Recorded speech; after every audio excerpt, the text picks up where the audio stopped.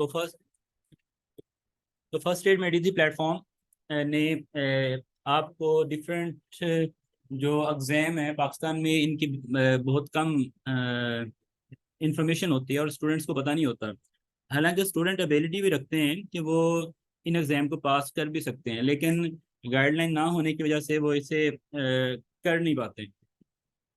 तो first aid medicine platform का थोड़ा सा मैं इंट्रोडक्शन करवा दूंगा।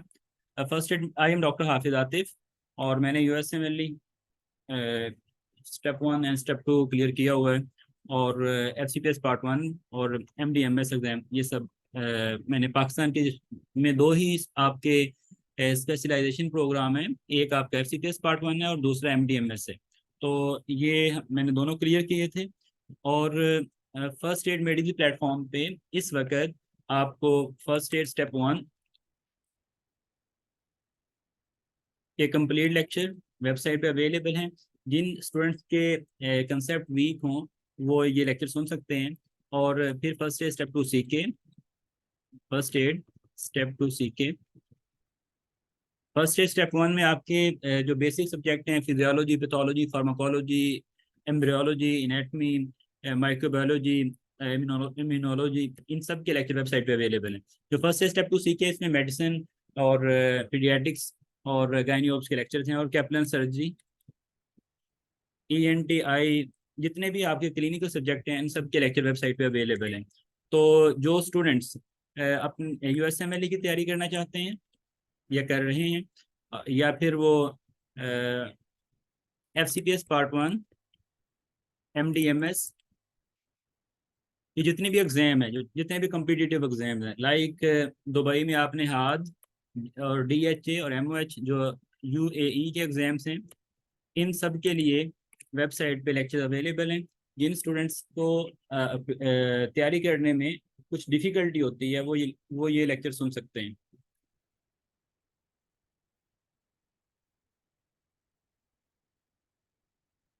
मेरी आवाज़ आपको आ रही है?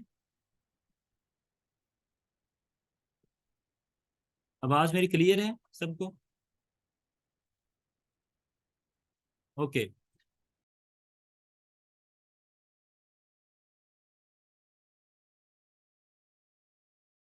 वो USMLE या FCPS या MDMS एग्जाम्स हैं या NRE आपका है, तो इस वक्त कंसेप्चुअल स्टडी के लिहाज से अल्हम्दुलिल्लाह अल्हम्दुलिल्लाह जो फर्स्ट एड मेडिसिन प्लेटफॉर्म के लेक्चर्स हैं वो up to the international standard के मुताबिक हैं। आप कोई भी टॉपिक जो कि आप कैपलन से या लेक्टोरियो से या किसी भी इंटरनेशनल प्लेटफॉर्म से सुनते हैं वही टॉपिक आप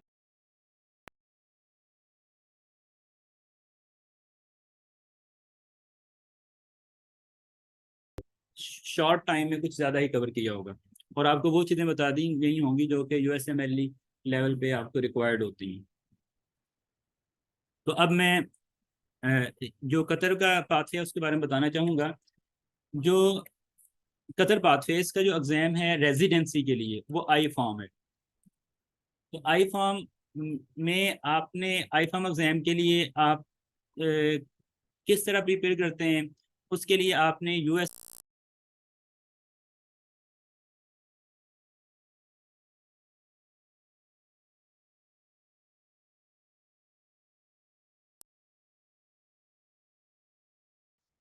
का यू वर्ड करना होता है। ठीक है। जब आप ये यू वर्ड करते हैं उसके बाद आप ये एग्ज़ाम देते हैं आई फॉर्म। अगर आपका आई फॉर्म एग्ज़ाम पास हो जाता है, एक मिनट जोहेब ये देखो ये बार बार ऑफ क्यों हो रहा है।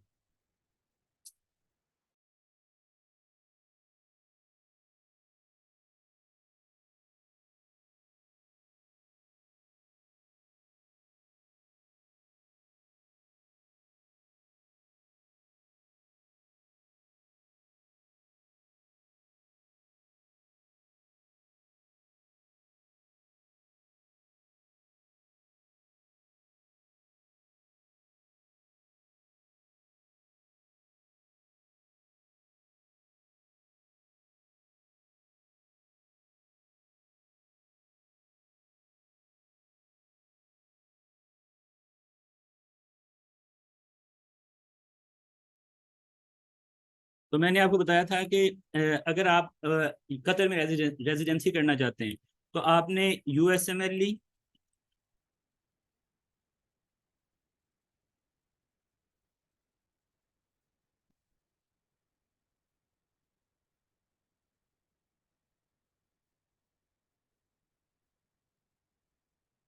स्टेप 2 सीख के यूवर्ड करते हैं, और उसके बाद आपने एग्जाम देना होता है आई फार्म। अगर आपका आई फार्म एग्जाम पास हो जाता है तो आपको आप उधर as a resident Hamad corporation को आप ज्वाइन कर सकते हैं। दूसरे वो लोग हैं जो कि पीजी हैं, जो कि मेडिकल ऑफिसर हैं पाकिस्तान में, और उनके पास 5 ईयर का एक्सपीरियंस है, तो वो उधर एक एग्जाम होता है DCHP, इस एग्जाम को वो देते हैं, और और वो एज अ जीपी उधर काम कर सकते हैं। थर्ड वो लोग हैं जो कि कंसल्टेंट हैं पाकिस्तान में, और उनके पास 3 ईयर का एक्सपीरियंस होना चाहिए आफ्टर FCPS पार्ट 2 या MDMS। तो वो एज अ विदाउट कोई एग्जाम वो कतर में एज अ स्पेशलिस्ट अपॉर्चुनिटी के लिहाज से उन्होंने अप्लाई करना होता है, और वो उधर ज्वाइन कर सकते हैं। तो ये कुछ चीज़ें थी। जो HO हैं वो उनके लिए ये है कि वो आई फार्म दें और कतर रेजिडेंसी में वो जा सकते हैं। तो ये कल डिटेल से डिस्कस हुआ था, और कल जो चीज़ मिस हुई थी वो सिर्फ ये थी कि ये जो आपका आई फार्म एग्जाम है इसमें कितने MCQ होते हैं। इसमें 160 MCQ होते हैं। 40 MCQ का एक ब्लॉक होता है, फिर 40 MCQ होते हैं, और उसके बाद 15 मिनट की ब्रेक होती है, और उसके बाद फिर आपके 40 के 2 ब्लॉक होते हैं। तो ये 160 MCQ होते हैं।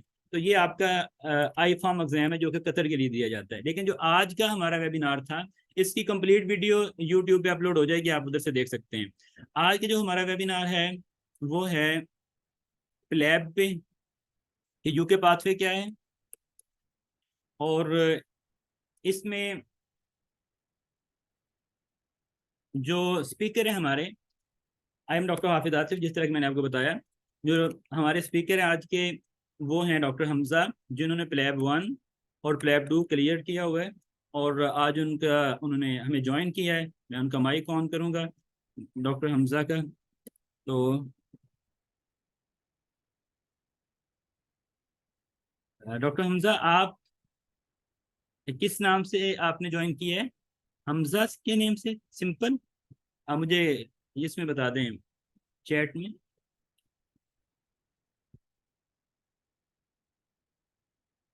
ओके। अस्सलाम वालेकुम डॉक्टर हमजा। वालेकुम अस्सलाम डॉक्टर आतिफ, क्या हाल है आपके? अल्हम्दुलिल्लाह मैं ठीक हूँ। और डॉक्टर हमजा, थैंक यू, आपने हमें टाइम दिया। और जिस तरह कि मैंने बताया, आप अपना इंट्रोडक्शन थोड़ा खुद भी करवा दें स्टूडेंट्स को। जी जी बिल्कुल।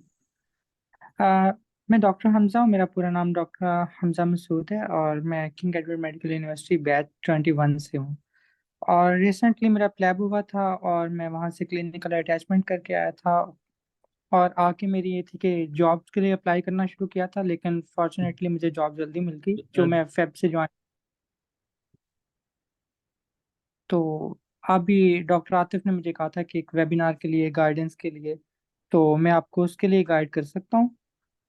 ये प्लैब के लिए आपको शायद पता होगा कि इसका फॉर्मेट क्या है। इसका फॉर्मेट होता है एमसीक्यूज पैटर्न पे होता है ये।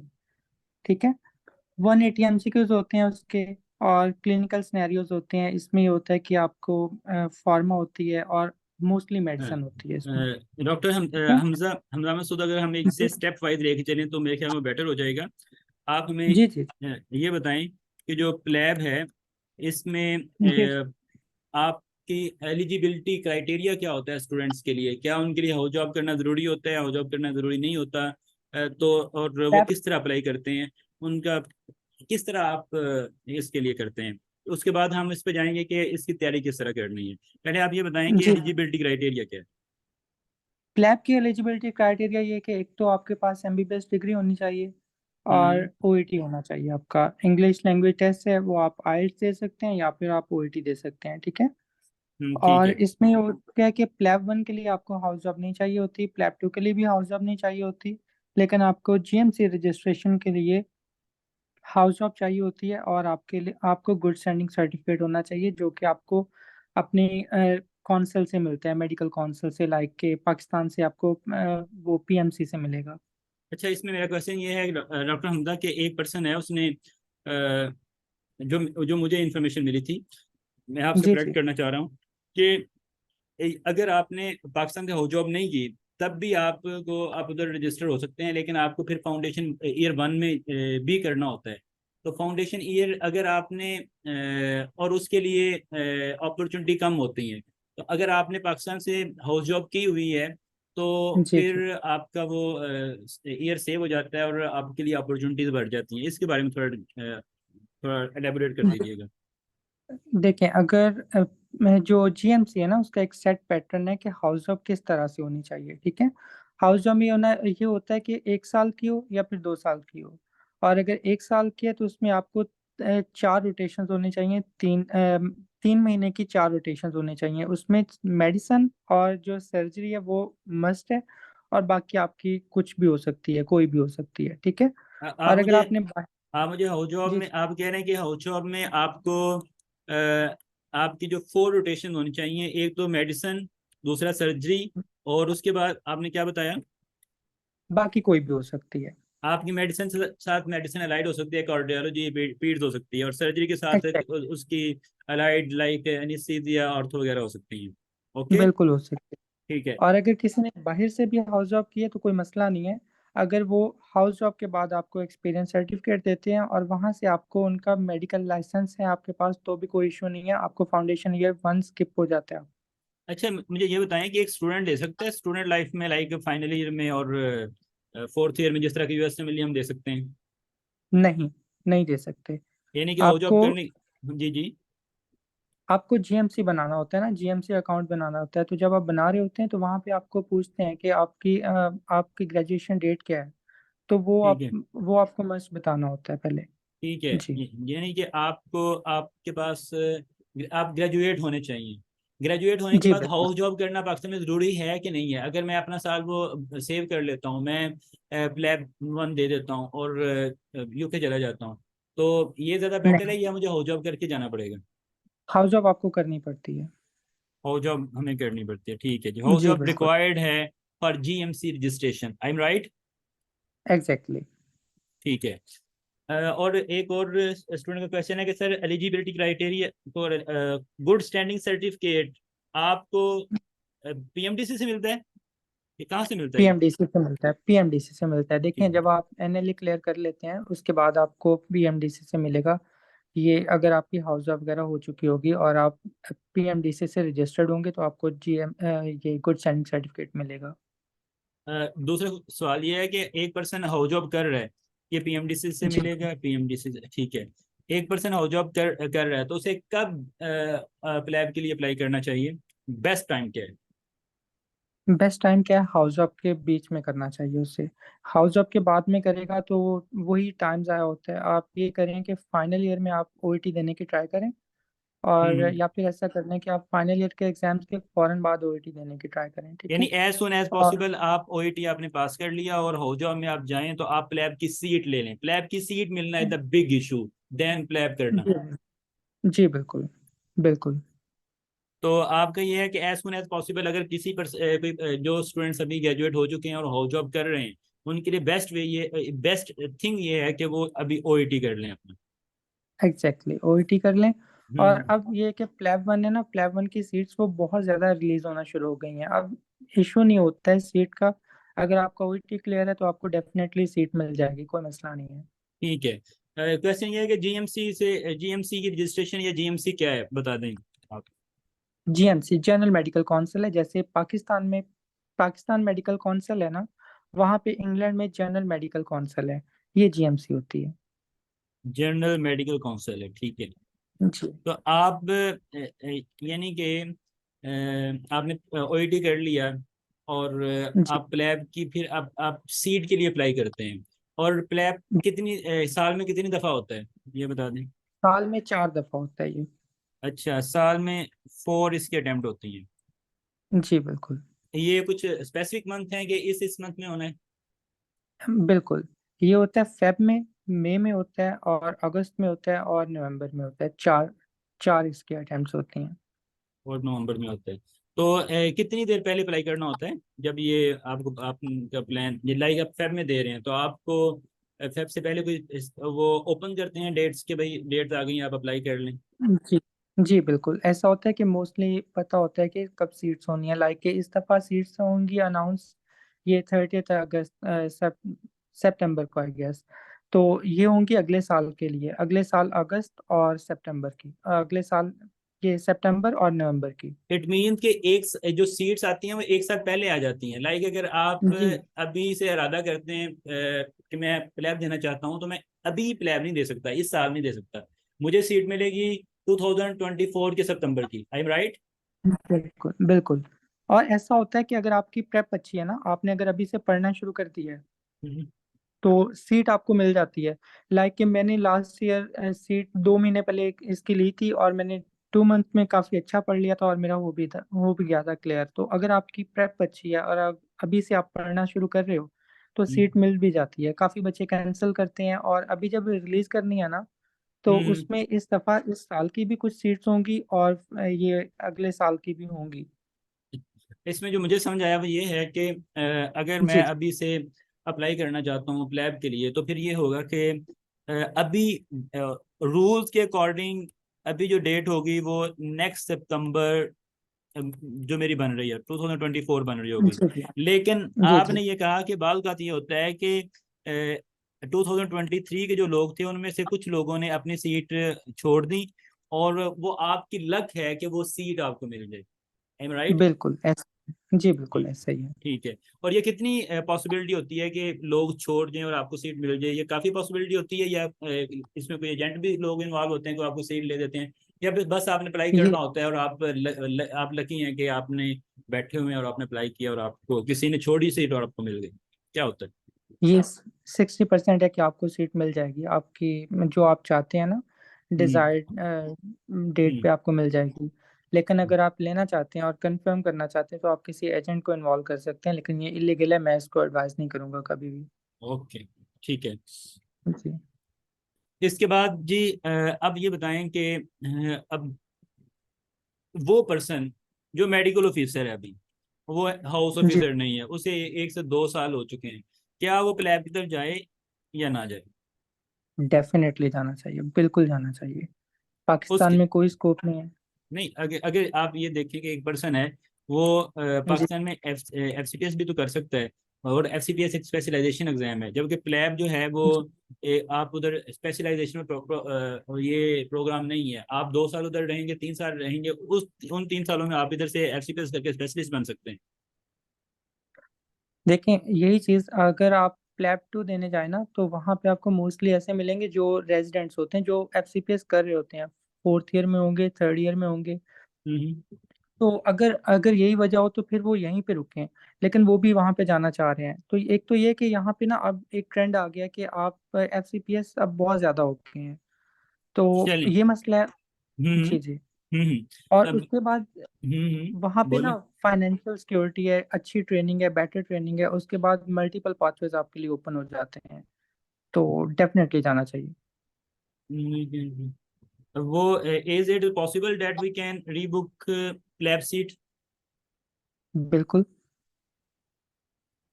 ठीक है। आप करवा सकते हैं, रिबुक अच्छा, करवा मुझे ये सकते हैं। कंसेप्ट बताएं कि जो मैंने प्लेब 1 और प्लेब 2 क्लियर कर ली है, अब ये जो फाउंडेशन ईयर 1 होता है और फाउंडेशन ईयर 2 होता है, ये क्या कंसेप्ट है? फाउंडेशन ईयर 1 होता है आपकी हाउस जॉब होती है, जो आपने हाउस जॉब कर चुके हैं, आप इसको बाईपास कर लेंगे, ठीक है। तो उसके बाद आते हैं फाउंडेशन ईयर 2। लेकिन हम्म आप जब प्लैब के लिए अप्लाई कर रहे होते हैं ना, सीट्स के लिए, तो हम्म आप वहाँ पे देखोगे काफ़ी ज़्यादा सीट्स होती हैं foundation year 2, CT1, CT2, ST1, ST2। आप सबके लिए अप्लाई कर सकते हैं। ये नॉन ट्रेनिंग जॉब्स होती हैं, जो आपने अभी जाके स्टार्ट में लेनी है, ठीक है। वहां जाके फिर आपने कुछ हम्म एग्जाम्स होते हैं, क्लियर करने होते हैं। MSRA एग्जाम होता है, जो आसान सा होता है, वो स्पेशलिटी में जाने के लिए होता है, ठीक है। जब आप वो क्लियर करते हो तो फिर आप ट्रेनिंग में जाते हैं।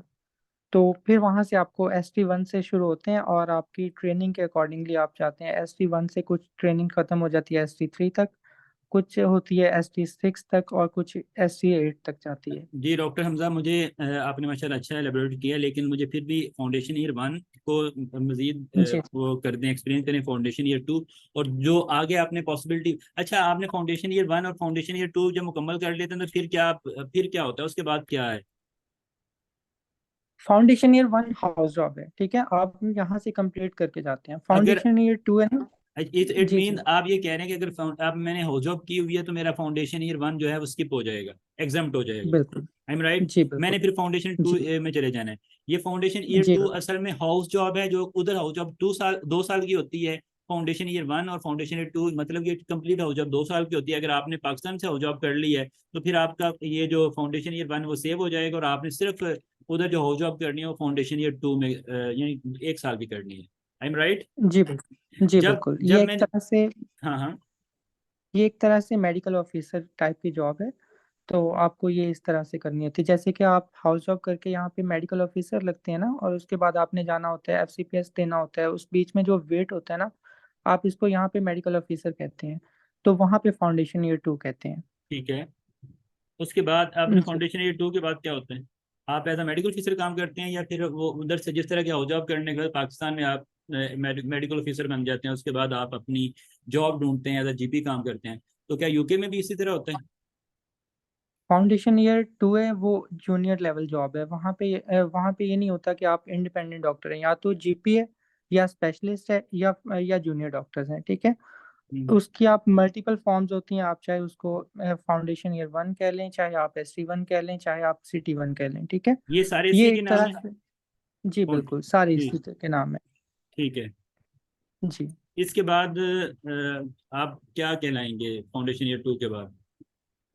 फाउंडेशन ईयर 2 के बीच में आपने ऐसा करना होता है कि आपने एक एग्जाम देना होता है, MSRA, ठीक ठीक है। है। वो एग्जाम होता है, जब आप वो देते हैं ना तो आप डिफरेंट स्पेशलिटीज में इंटर होते हैं उसके थ्रू। वहाँ पे लाइक। जब आप जाते हैं, जी, लाइक कि आपने मेडिसिन में जाना है, लाइक कि आपने GP शिप में जाना है, साइकेट्री में जाना है, तो आपको ये एग्जाम देना पड़ेगा, ठीक है। ठीक है। जब आप अग, ये एग्जाम देंगे तो, जी, बोलें। जब आप ये एग्जाम देंगे तो उसके आपके स्कोर के अकॉर्डिंगली आपका मेरिट बनेगा, आपका डिफरेंट जगह पे, लाइक कि जैसे यहाँ पे इंडक्शन होती है, सेम हम्म। वैसा ही होगा वहाँ पे भी, ठीक है। तो आप तो ये कह रहे हैं कि वहाँ, MRS से जी, इसी तरह जिस तरह कि इधर FCPS पार्ट 1 है, यू जी कैन से। बिल्कुल। ओके। जी बिल्कुल। और अगर कोई पर्सन MRS से पास नहीं करता फाउंडेशन ईयर 1 और फाउंडेशन ईयर 2 में, तो उसका क्या फ्यूचर होता है? वो फाउंडेशन ईयर 2 में रहेगा। यानी कि वो जॉब करता रहेगा एज अ जी सीनियर हाउस बिल्कुल। ऑफिसर, ये जी ऐसा? बिल्कुल। ठीक है। जी। डॉक्टर शबीर अहमद, आप लीव कर दें। अच्छा, तो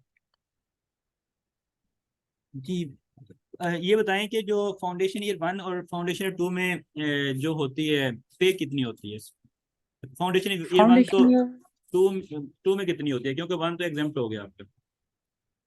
ये वेरिएबल होती है, देखें वो आपको एनुअल पे बताते हैं, लेकिन अगर आप राउंड अबाउट देखें तो ये बनती है 3300 पाउंड बनती है। कितनी? थर्टी तो three thirty hundred three hundred ये पाकिस्तान में जी। कितना बनता है? ये पाकिस्तान आई गेस बनता है कि आई थिंक 13,50,000 तक, राउंड अबाउट इतना बन जाता है।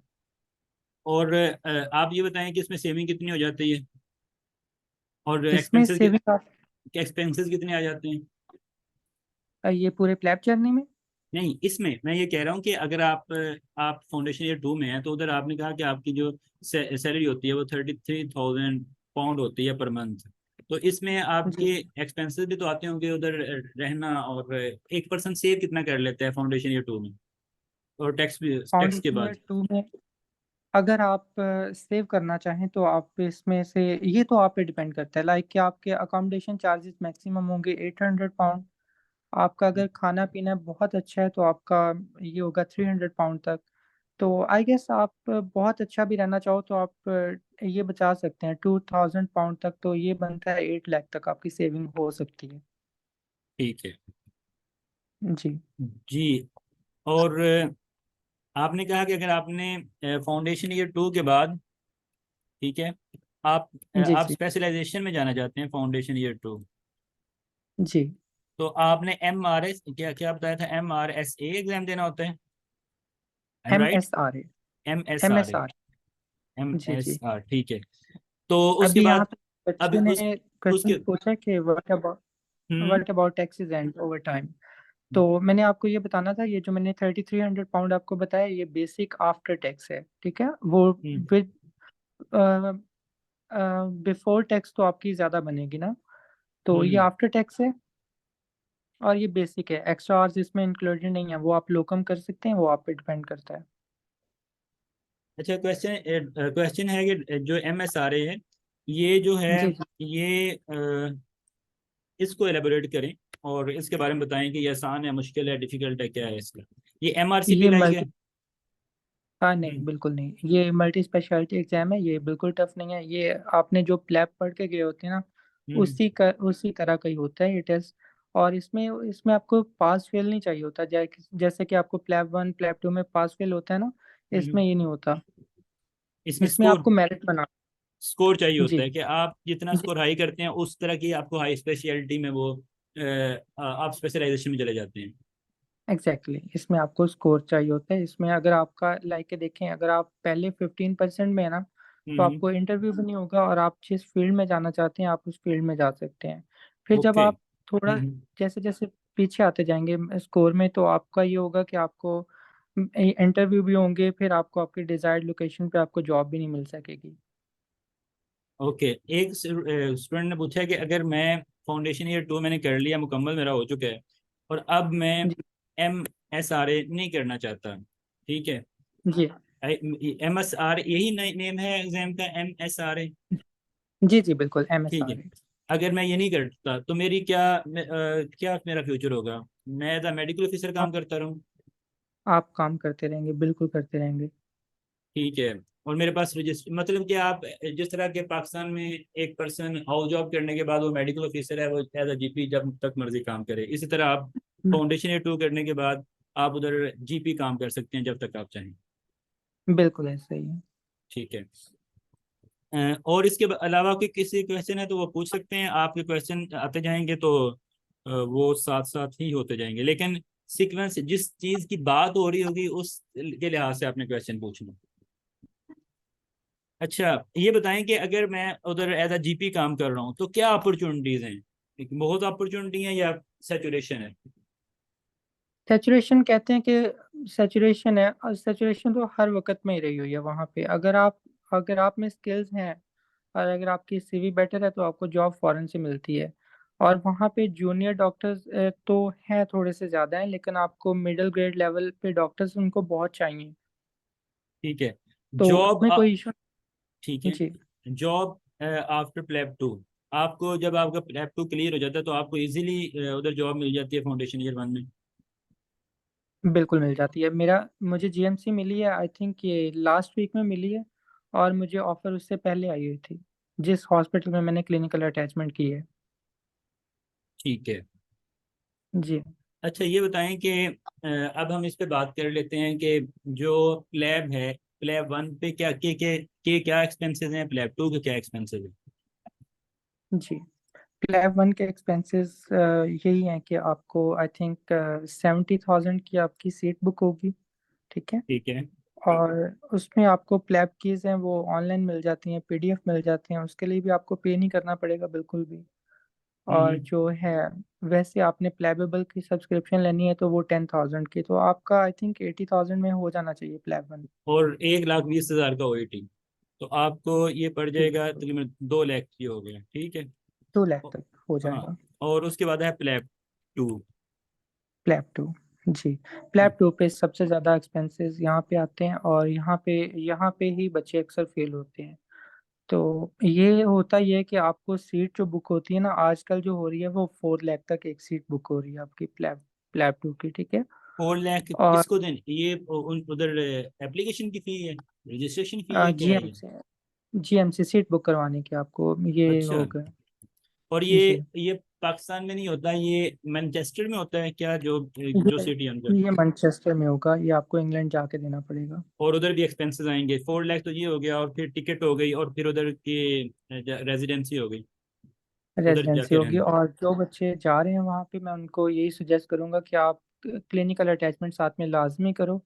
उसमें ये होगा कि आपको आई थिंक 4 से 5 लाख एक्स्ट्रा पड़ेगा, लेकिन आपको जॉब सिक्योरिटी हो जाएगी, आपको जॉब मिल जाएगी ये लाजमी। आपने क्या बताया बहुत कि आप क्लिनिकल, क्लिनिकल अटैचमेंट जैसे ऑब्जर्वरशिप होती है ना, जब यानी कि हम आप, अमेरिका जाके। जी जी। यानी कि आप, इसका मतलब ये है कि हम पहले ही उधर चले जाएं और उधर कोई ऑब्जर्वरशिप कर लें, कोई रोटेशन कर लें किसी हॉस्पिटल में, तो वो जी हमारे जी। लिए उसका क्या बेनिफिट होगा?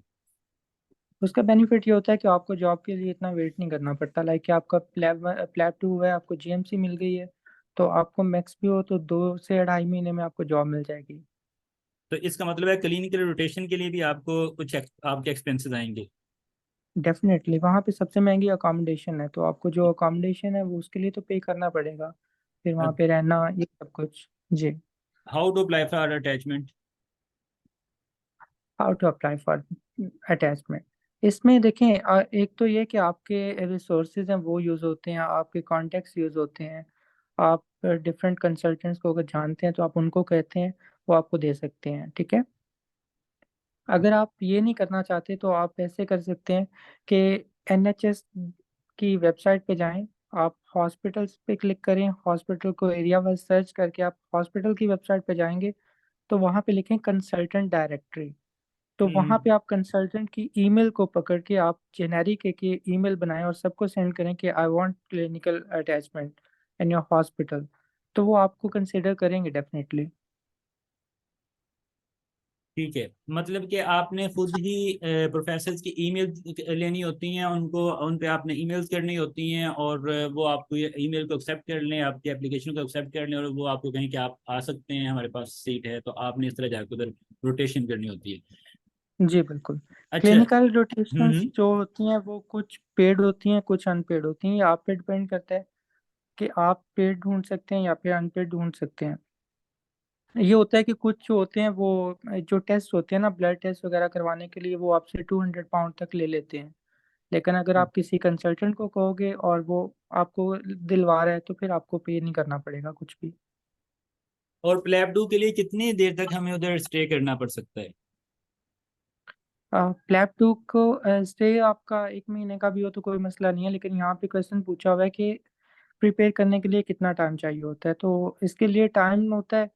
कुछ कहते हैं कि आपको 2 महीने में हो जाना चाहिए, लेकिन मैं कहता हूँ बिल्कुल नहीं, आपको 4 से 5 महीने मिनिमम रखने चाहिए, क्योंकि ये एग्जाम है बहुत टफ होता है। जब हम वहां पे जाते हैं ना, तो नाइजेरियंस को देखते हैं, इजिप्शियंस को देखते हैं, तो उनकी प्रेप बहुत अच्छी होती है, वो हमारे हमसे कंपैरेटिवली बहुत ज़्यादा वो कॉन्फिडेंट होते हैं। तो हमें उनको देख के लगता है कि हम कुछ भी नहीं है। तो आप पढ़ें, आप हर स्टेशन पे प्रैक्टिस करें। हम्म। तो ये जी, जो प्लेब 2 की प्रिपरेशन है, ये पाकिस्तान में रह के कर सकते हैं या उधर जाके की जाती है? ये आप पाकिस्तान में रह के करेंगे, बिल्कुल करेंगे। और इसमें होता है कि कुछ होते हैं नोट्स अवेलेबल होते हैं, कुछ आपके ये जो ऑनलाइन लेक्चर्स हैं वो अवेलेबल होते हैं, और हम्म। बाकी आपके ऑनलाइन पार्टनर्स होते हैं, आप उनके साथ प्रैक्टिस कर रहे होते हैं, तो आप उनके साथ प्रैक्टिस करें। जब आप वहाँ पे जाते हैं, इंग्लैंड में जाते हैं ना, तो एकेडमी के पास मैनिकन्स और सिमन्स होते हैं, तो वहाँ पे आप उन पे प्रैक्टिस करते हैं, तो आई थिंक वो आपका 5-6 दिन में हो जाता है काम। लेकिन वहाँ पे जाके आपका एक्सपोजर ज़्यादा होता है, इसलिए मैं रिकमेंड करूंगा कि एक महीना पहले चले जाएं। हम्म। बाकी आप अपने कंट्री में रह के कर सकते हैं, कोई मसला नहीं है। ये डॉक्टर हमजा ने ये बताया कि अगर जो प्लेब 2 है इसकी तैयारी आप 4 मंथ इसको दें कम से कम, और इसमें यह है कि 3 मंथ आप पाकिस्तान में तैयारी करें, ठीक है, और जो 1 मंथ बिफोर योर एग्जाम आप उधर चले जाएं, और उधर जो अकेडमीज हैं उधर आप उधर एक्सपोजर होगा आपको कि डिफरेंट कंट्री से लोग आए होंगे, तो 1 मंथ आपने उधर जाना है। अच्छा, मुझे ये बताएं डॉक्टर हमजा कि जी। आपने प्लेब 2 में हमारे जो एक्सपेंसेस आए थे वो 2 लाख तक थे। जो प्लेब 2 है उसमें आपने कहा कि रजिस्ट्रेशन के लिए 4 लाख चाहिए, और टिकट के आप कितने कितने पैसे की टिकट होती है? टिकट मैंने जब बुक करवाई थी तो वो थी 220 की, टू लेकिन ट्वेंटी अब आई थिंक हम्म। जी 3,50,000 तक की अब आना शुरू हो गई है टिकट। ठीक है, ये हो गई। रेजिडेंसी उधर आपने 1 मंथ रहना है, और अच्छा क्लिनिकल रोटेशन पे कितने एक्सपेंसेस आ जाते हैं? क्लिनिकल रोटेशन पे कोई एक्सपेंसेस नहीं आते, इसमें आपने ऐसा करना होता है कि जो आपने अकोमोडेशन के लगने हैं वही लगने हैं और कुछ नहीं होता। वो कितने लग जाते हैं? आपने इसमें भी तो आपने वो 3 लाख की टिकट है जो कि आपने लेनी है, तो 3 लाख तो जी की जी। तो टिकट ही हो गई। उसके बाद आपकी रोटेशन है, वो कितने मंथ की आप करते हैं आमतौर पे? यूएसए उधर आप 3 मंथ आमतौर पे वन की जाती है, इधर 1 मंथ है। या 1 मंथ। तो 1 मंथ की कितनी वो होगी 1 मंथ की या नहीं होगी, आई एक्सपेंसेस? थिंक एक्सपेंसेस कितने होंगे? इसमें 1,70,000। 1 लाख 17। 70। अच्छा, 70,000, ठीक है। तो और जी जो प्लेब 2 की प्रिपरेशन है, जो उसके क्यू बैंक्स हैं और जो फिर अकेडमीज हैं, उनके कितने एक्सपेंसेस आ जाएंगे? एकेडमी के एक्सपेंसेस ज़्यादा होते हैं, इसमें आपको 2 लाख तक पे करना होता है एकेडमी का। बाकी हम्म। कुछ भी नहीं आपको करना होता, ये 2 लाख ही है। ये 2 लाख है। तो अगर हम इसको कैलकुलेट करें तो 4 लाख के आपके उधर रजिस्ट्रेशन हो गई, 3 लाख 3 लाख रुपए आपके वो हो गए जो टिकट है। और ये टिकट 2 दफ़ा करवानी पड़नी है, एक दफ़ा क्लिनिक रोटेशन के लिए भी करवानी पड़नी है और एक। नहीं, हाँ, ये रिटर्न टिकट है, और अगर ठीक। आपने जाना है तो आप एक दफ़ा में जाएंगे, ठीक ऐसा है, नहीं होगा कि आप बार बार जाएं तो ये जी। 7 लाख हो गया। और उसके बाद 170 के पता नहीं आपने रेजिडेंसी किए थे। और जी राउंड अबाउट 11 to 12 लाख में आपका हो जाएगा प्लेब टू सारा। ये प्लेब 2 के एक्सपेंसेस हैं 11 to 12 लाख। जी और जी 2 लाख उसमें आप वो मिला लें जो आपके प्लेब 1 में लगे हैं, तो ये तकरीबन 13 to 14 लाख टोटल आपको बनते हैं। I am right? बिल्कुल है, सही है। तो ये आपके एक्सपेंसेस हैं जो जो जी जो बिल्कुल। लोग इसका पाथवे करना चाह रहे हैं। एक और क्वेश्चन आया था कि सर, प्लेब एग्जाम विच ऐप रिक्वायर्ड 1700 MCQ और, अच्छा ये 1700 और खालिद, डॉक्टर खालिद के MCQ हैं, ये क्या है? इसके बारे में बता दें। बिल्कुल नहीं रिकमेंडेड ये, इनमें ये होता है कि अब ना ये अप टू डेट नहीं रहे हैं। ठीक तो है। अब पेपर बहुत टफ हो गया, अब आपको प्लेबेबल लेना पड़ेगा। प्लेबेबल भी अब ये है कि वो भी इनफ नहीं होता, आजकल मेड रिवीजन लेनी पड़ रही है। तो उसके साथ आपको प्लेब कीज मिला के मेड रिवीजन को आप रखें तो आप ये आपका श्योर शॉट होता है कि हाँ हो सकता है क्लियर ये एग्जाम। अच्छा, अब हम ये बात करते हैं कि हमने हाउ टू प्रिपेयर पे बात करते हैं कि हमने किस तरह प्लेब 1 की तैयारी करनी है, उसके सोर्सेज क्या हैं, और क्या रिकमेंडेशन? इसके लिए पहले आपको प्लेब कीज पढ़नी पड़ेंगी, लाइक कि आपने एक टॉपिक पढ़ना है, इन्फेक्शियस डिजीज हो गया, इसमें आपने वो स्टार्ट किया ना, तो उसमें आपने प्लेब कीज से पहले वो टॉपिक पढ़ लिया। उसके बाद आपने जो आपने क्वेश्चन बैंक रखा हुआ है ना, लाइक कि आपने प्लेबेबल रखा हुआ है या मेडिवियन रखा हुआ है, आप दोनों में से फिर एक लें। अच्छा, तो ये दो तरह के आपके पास इसके क्यू बैंक हैं, एक प्लेबेबल है जी जी और दूसरा मेडिवियन। मेड। ठीक है। आप ज्यादा रिकमेंडेशन किस की है? लाइक यूएसएमएल में यूवर्ड यूएसएमएल क्यू बैंक जो है ना, ये टॉप पे है, और सेकंड टॉप पे एम्बोस है। तो इधर प्लेब में टॉप पे कौन सा है, और सेकंड पे कौन? मैं ये कहूँगा कि आपके पास अगर आपके पास टाइम है तो आप दोनों करें। इसके कितने लेकिन एमसीक्यू मैं हैं और इसके कितने एमसीक्यू हैं? प्लेबेबल के 2,000 तक होते हैं आई थिंक, इसमें प्लेबेबल में होते हैं 450, 4000? 4,500 होते हैं, और मेडिवियन में होते हैं 7,000 तक। इसमें 7000 तक होते हैं। इसका मतलब है आपने कोई 11,000 एमसीक्यू करने हैं, जी बिल्कुल। और साथ आपने प्लेब की भी करनी है। प्लेब कीज करनी है, आपने प्लेब कीज से एक दफ़ा पढ़ लिया तो ये एमसीक्यूज आपके लिए आसान हो जाते हैं, तो ये हो जाता होता है। ठीक है, यानी कि जो द टोटल सिलेबस आपका यही है फॉर प्लेब। जी ओके। जी। इधर एक बच्चे ने पूछा है कि बल्क सिलेबस है वो कहाँ से होता है, तो वो आपका मेडिसिन से होता है। अच्छा अच्छा, ये बताएं कि ये जो प्लेब एग्जाम है, ये बेसिक ज्यादा होता है या क्लिनिकल ज्यादा होता है? क्लिनिकल। क्लिनिकल सब्जेक्ट मतलब ये कि आप कह रहे हैं कि फिजियोलॉजी, पैथोलॉजी, फार्माकोलॉजी पे इतना फोकस नहीं होता, बल्कि मेडिसिन, गायनी, सर्जरी, सर्जरी का कितना पोर्शन? अच्छा, ये क्लिनिकल सब्जेक्ट होते हैं, आई एम राइट? बिल्कुल बिल्कुल। अच्छा, ये आप ये बताएं कि इसमें सर्जरी और ENDI का कितना पोर्शन होता है, कम ज्यादा होता है? इसमें इसमें ऐसा होता है कि सर्जरी के आपको 180 MCQ, इसमें से 2 से 3 MCQ सर्जरी के होंगे, अच्छा, ENT के 4 से 5 होंगे, और आई के भी 4 से 5 होंगे। मतलब कि बाकी मिनिमल जी पोर्शन होगा। जी बिल्कुल मिनिमम। और ये कि जो बेसिक्स हैं उसमें से भी फार्मा से आपको आ गया, फार्मा से 3-4 MCQs आ गए, एनाटमी से आपको 2-3 आ गए। तो जो मेजर है ना वो आपको मेडिसिन ही है, तो आपने मेडिसिन से कवर करना है। गायनियोब्स? गायनी ऑब्स मेजर है। गायनी ऑब्स से आपको आ सकते हैं 12 से 13 MCQs आ सकते हैं। ओके, यानी कि आपके जी प्लेब में जो मेजर सब्जेक्ट हैं वो मेडिसिन और प्लस गायनियोब्स, जी ये वाले। बिल्कुल। ठीक है। ये उसके बाद है, अच्छा, स्टूडेंट्स आपके लिए गुड न्यूज़ एक ये है कि जो फर्स्ट ईयर मेडिकल प्लेटफॉर्म है वो प्लेब, ये जो क्यों आपने अभी प्लेब कीज हैं, प्लेब प्रोग्राम स्टार्ट करने जा रहे हैं, जिसमें हमारे प्लेब प्रोजेक्ट में हम ये जो प्लेब की कीज हैं और प्लेबेबल MCQs हैं, इनको हम करवाएंगे।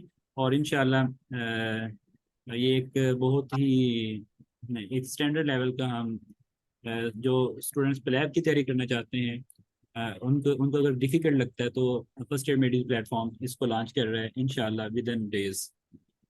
तो आप अगर कोई ज्वाइन करना चाहता हो तो कर सकता है। अच्छा, दूसरा ये है क्वेश्चन, और किसी ने कोई क्वेश्चन? अच्छा, ये ऑक्सफोर्ड ऑक्सफोर्ड मेडिसिन जो बुक्स हैं और स्टेप 2C के वो बच्चे स्टूडेंट्स ने पूछा है, इसके बारे में बता दें। नहीं बिल्कुल अभी नहीं देना चाहिए, वो बुक्स हैं वो इस लेवल की नहीं है। आपके पास प्लेब कीज हैं, ये आपके पास प्लेबेबल है, तो आप वहीं से करें। ये जो एक कंसेप्ट है कि हम जब स्टूडेंट लाइफ में थे तो हमें बताया जाता था कि अगर आपने प्लेब करना है तो आपने ऑक्सफोर्ड हैंड बुक्स को फोकस करना है। It is right? नहीं बिल्कुल नहीं, बिल्कुल नहीं। अच्छा। अच्छा, ये जी क्वेश्चन ये है कि अगर गैप गैप के बारे में, अगर गैप ईयर का क्या GMC रजिस्ट्रेशन में जाती है, क्या क्वेश्चन है? अगर आपका गैप ज्यादा है, मतलब कि मेरा ग्रेजुएशन ईयर काफी ज्यादा है, तो मैं जी वो उसकी लाइक USMLE में तो वो बहुत काउंट होता है, क्या इसमें भी जी काउंट होता है? नहीं काउंट होता। देखें यहाँ पे डॉक्टर राजा तनान की शायद आपने वीडियोस देखी हो या फिर ऐसा कुछ देखा हो, तो वहाँ पे भी ऐसा होता है कि 45 इयर्स ओल्ड एक लेडी थी, तो वो जीपी शिप की ट्रेनिंग में अभी फर्स्ट ईयर था उसका। तो यहाँ पे ऐसा कोई रेस नहीं है, एज की कुछ नहीं है ऐसा। ये आप जा क्वेश्चन सकते हैं। सही होगा। एक क्वेश्चन है कि अगर पर्सन उधर चला जाता है आपके जी MBBS के फौरन बाद, तो उधर भी जी हो जॉब कर सकता है, फाउंडेशन ईयर 1 उधर कर सकता है, क्या ख्याल है अगर वो कर ले तो? नहीं नहीं, आपको जीएमसी लेनी पड़ेगी, और जीएमसी के लिए आपको कुछ चीज़ें चाहिए होती हैं।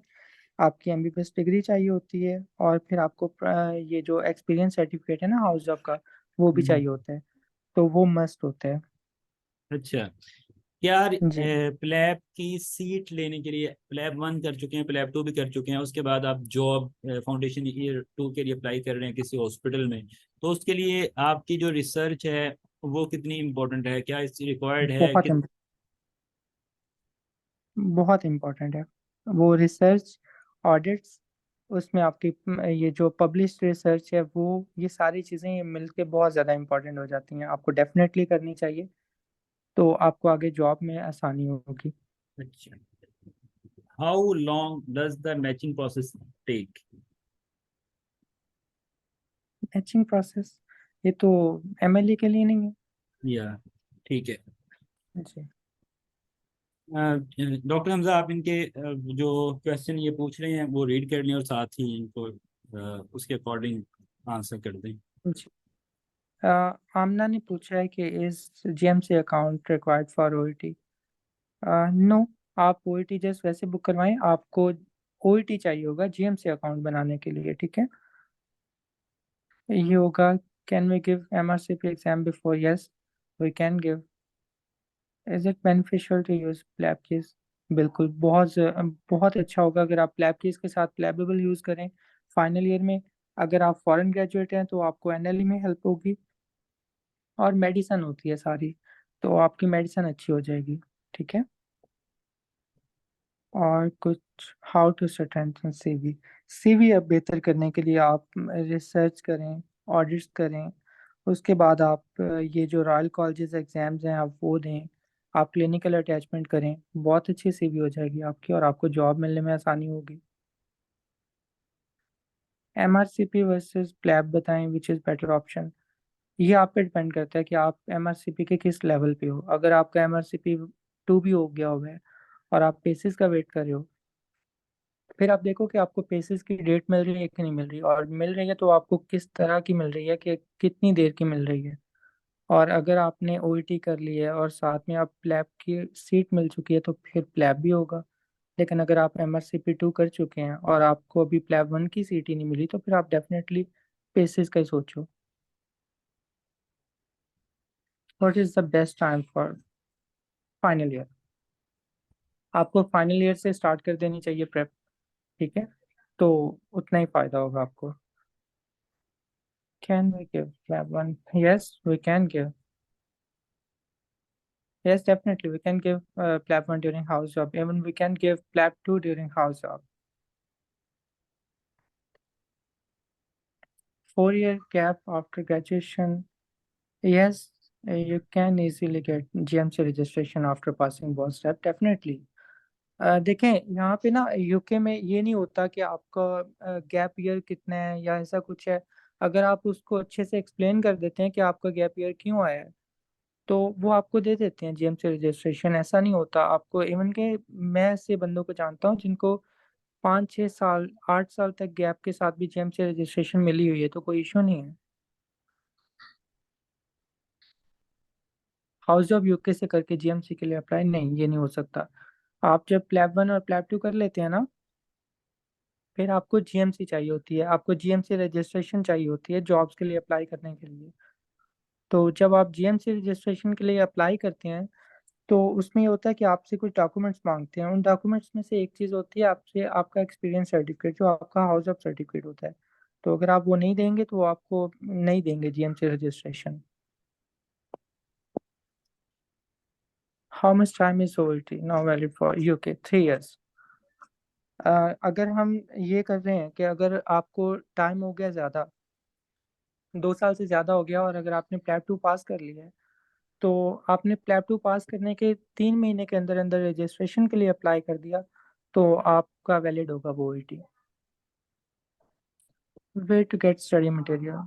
देखें ये तो ऑनलाइन पड़ा होता है, ये प्लैब कीज हैं, इसके पीडीएफ पड़े होते हैं, और प्लैबेबल है, उसकी सब्सक्रिप्शन लेनी पड़ेगी 10,000 की है, वो तो आप इजीली ले सकते हैं। ठीक है। After how much time we can give PLAB 2 after clearing. ये आई गेस आपको देना होता है 3 साल के अंदर, 3 साल बाद आपका वो एक्सपायर हो जाता है प्लैब 1।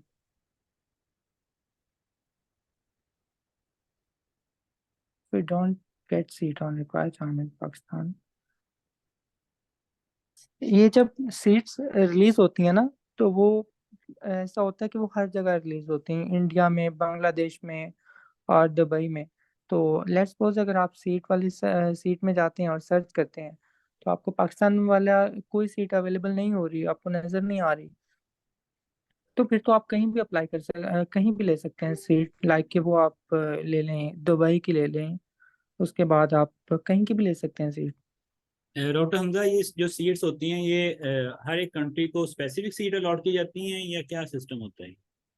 स्पेसिफिक होती हैं, लेकिन अब मैं आजकल एक ट्रेंड देख रहा हूँ कि लाइक के देखें, अगर आप जीएमसी से रजिस्टर्ड है ना, तो हम्म। वो देखते हैं कि हमारे बच्चे कितने रजिस्टर्ड हो चुके हैं अभी तक, जो ओईटी का वैलिड टेस्ट है वो सबमिट करवा चुके हैं, तो वो उतनी ही सीट्स रिलीज करते हैं, हर एक को मिल जाती है पाकिस्तान में, अपने कंट्री में ही। अगर अपने कंट्री में नहीं मिलती और एक पर्सन है वो देना चाह रहा है तो वो दुबई से सीट ले सकता है और ले सकते हैं बिल्कुल। ओके। लेकिन ऐसा है कि अब ना, अब सीट्स ऐसे रिलीज होना शुरू हो गई हैं कि वो अब सीट सबको मिल जाती है। एक तरफ कहते हैं कि सैचुरेशन बहुत ज़्यादा हो गई है और दूसरी तरफ ये कहते हैं कि सीट इजीली मिल जाती है। सैचुरेशन वाली ना ये कहानी है, ये मेरे कंसल्टेंट थे जिनके पास मैंने क्लिनिकल अटैचमेंट की ना, तो वो भी कह रहे थे कि हमजा मैं यहाँ पे 2002 में आया था, तो उस वक्त भी कहते थे कि यहाँ पे सैचुरेशन है। तो उन्होंने 6 महीने की अटैचमेंट की थी। हम्म। तो ये हर वक्त में ही रहा हुआ है। अगर आपकी सीवी अच्छी है और अगर आपने क्लिनिकल अटैचमेंट की है तो आपको डेफिनेटली जॉब मिल जाती है। तो उनको चाहिए, डॉक्टर चाहिए उनको। ओके, सही है। यूकेएमएलए क्या है? यूकेएमएलए सेम है। यूकेएमएलई कह रहे हैं, अब प्लैब का सिर्फ नेम चेंज होगा या पैटर्न भी चेंज हो जाएगा यूकेएमएलई आ, के साथ? अभी के लिए नेम चेंज होगा। और ऐसा है कि हमारा जब पेपर था ना, ये एग्जाम था, तो वो पेज पे था जिसको हमने सॉल्व करना था, बबल फिल करने थे। तो ये हो सकता है कि यूकेएमएलए ऑनलाइन हो, सेंटर होगा डेफिनेटली उसका, लेकिन वो ऑनलाइन होगा। लेकिन ये क्वेश्चन सेम होंगे, वही सब कुछ होगा, पैटर्न भी सेम होगा, और कुछ चेंज नहीं होगा। यूकेएमएलई कब से आ रहा है, इसकी कोई डेट दी हुई है उन्होंने? ये बिल्कुल आ रहा है 20, आई थिंक 24 से आ रहा है, 20? नेक्स्ट ईयर से। ठीक है। जी। House of is required for GMC registration, how is possible to give? देखें, प्लैब 1 और प्लैब 2 वो आप बुक करवा सकते हैं, वो कोई इशू नहीं है। ठीक है, लेकिन जब आप जीएमसी के लिए अप्लाई करते हैं ना, प्लैब 2 के बाद आप देखें, यहाँ पे जब आप हाउस ऑफ कर लेते हैं तो आपको पीएमसी के लिए अप्लाई करना होता है ना, फुल लाइसेंस के लिए। तो आप वहाँ पे भी फुल लाइसेंस के लिए अप्लाई करते हैं, जीएमसी रजिस्ट्रेशन के लिए। तब आपको हाउस ऑफ सर्टिफिकेट चाहिए होता है।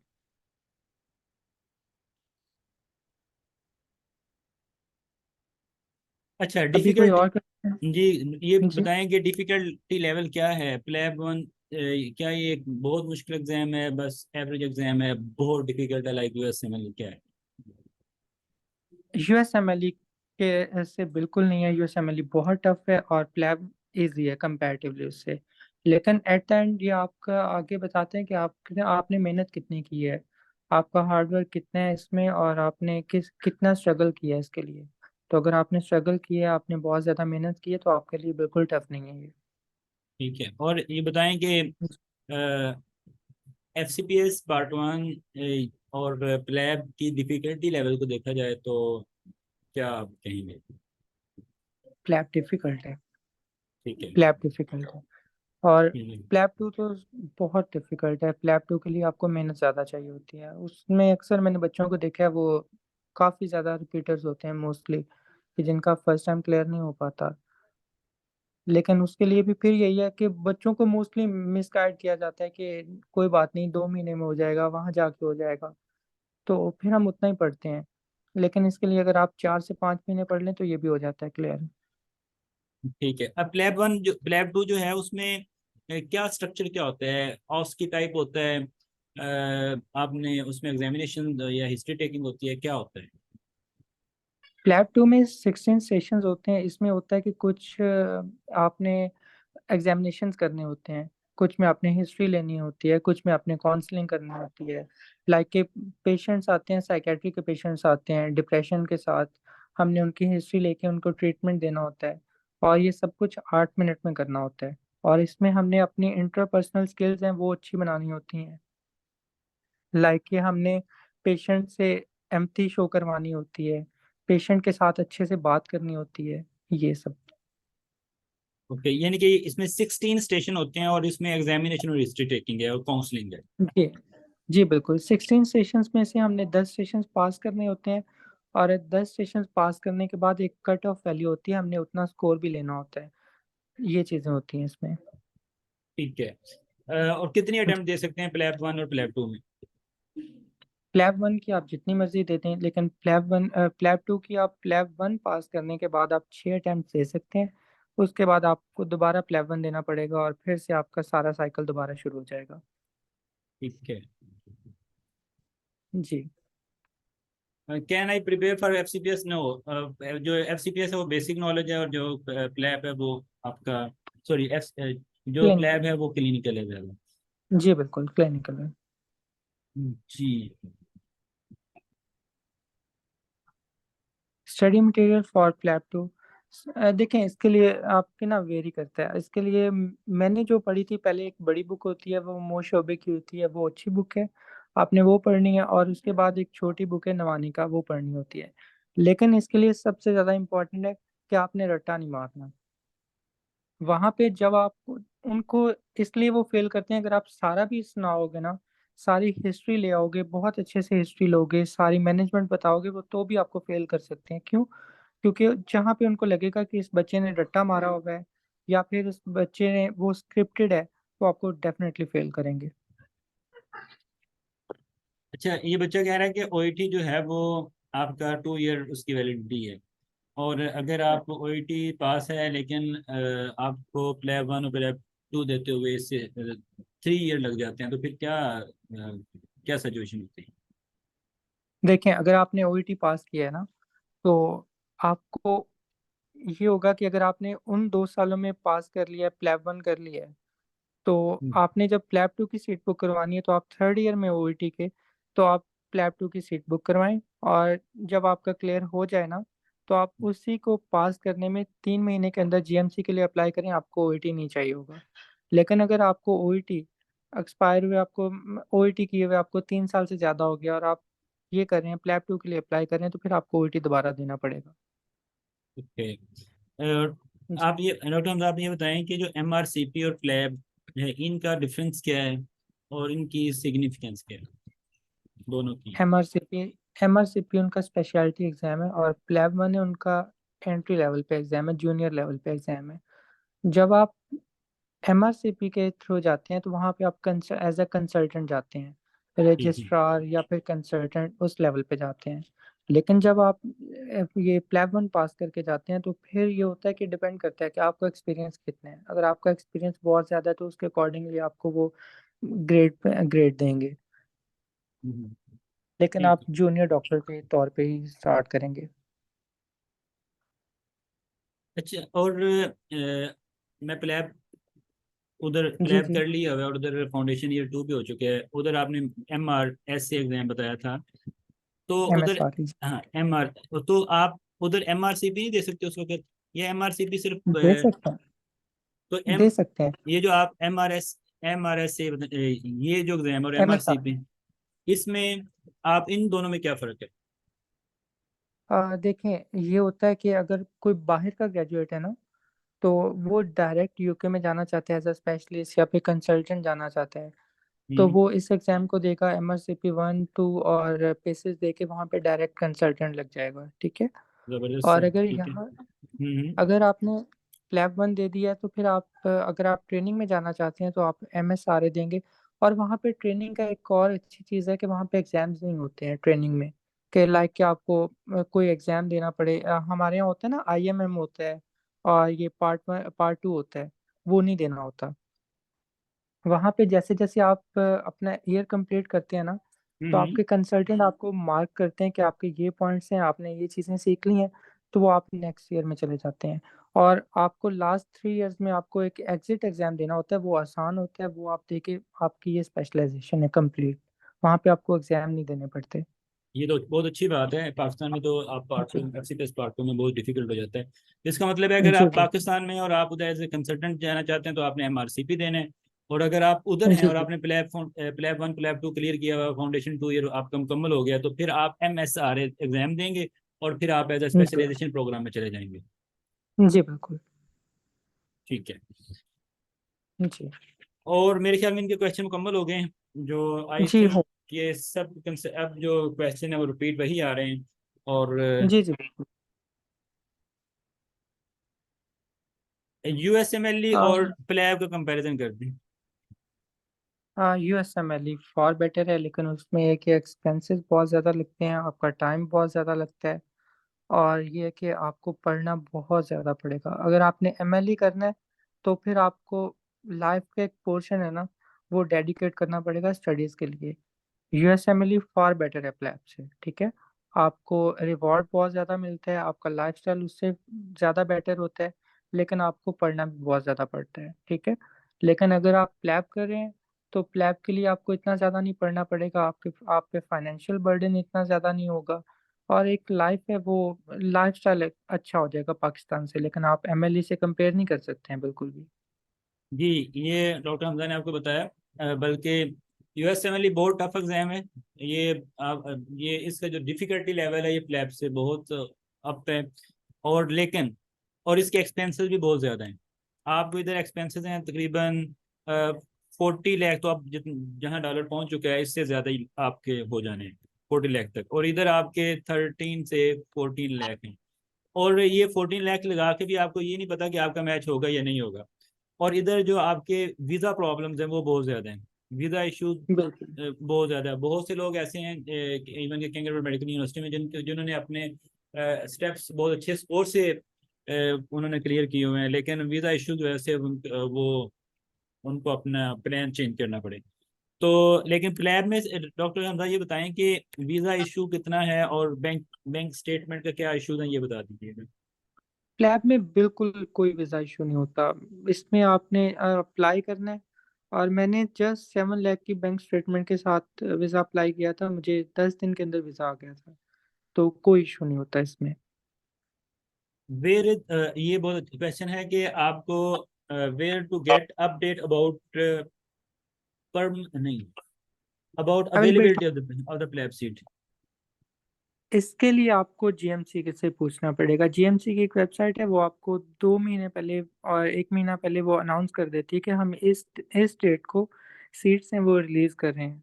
तो वो अब ये है कि सीट्स रिलीज करना शुरू हो गए हैं, अब सबको मिल जाती है, जो भी प्लैप कर रहा है उसको मिल जाएगी सीट।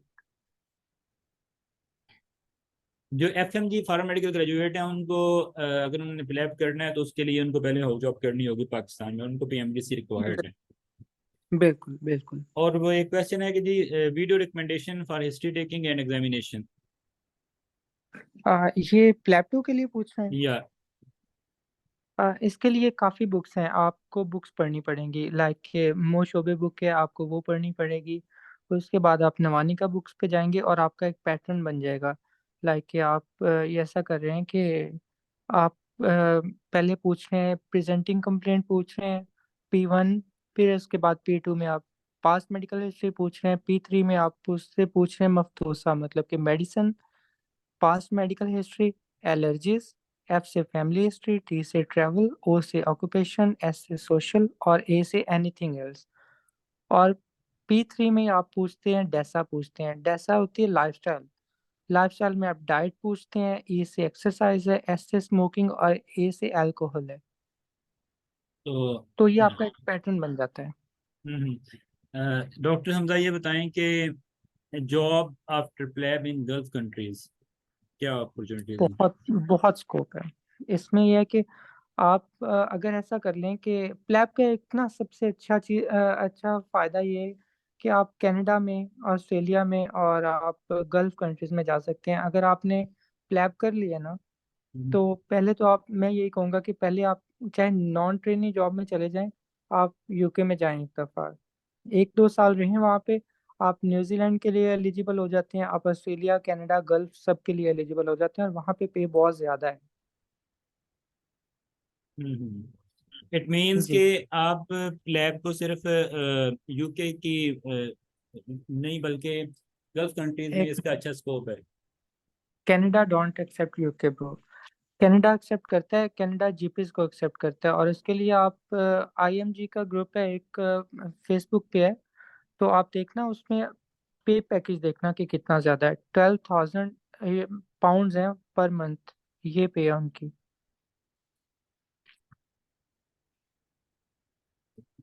चलें जी अब मेरे जी ख्याल में इनके सारे जो क्वेश्चन थे वो मुकम्मल हो चुके हैं। कनाडा के लिए ये गाइडलाइन प्लेब के लिए हैं। तो जी जी।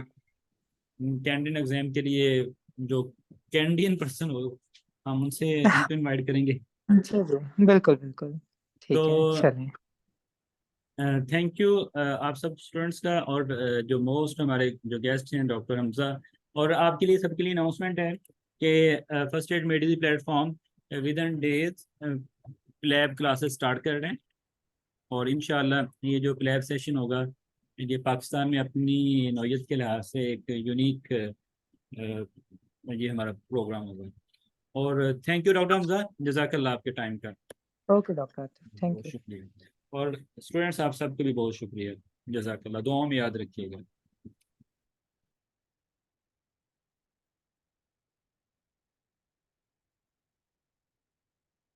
दुआएं भी करनी है बस। थैंक यू, जज़ाकल्लाह सब स्टूडेंट्स का, जज़ाकल्लाह।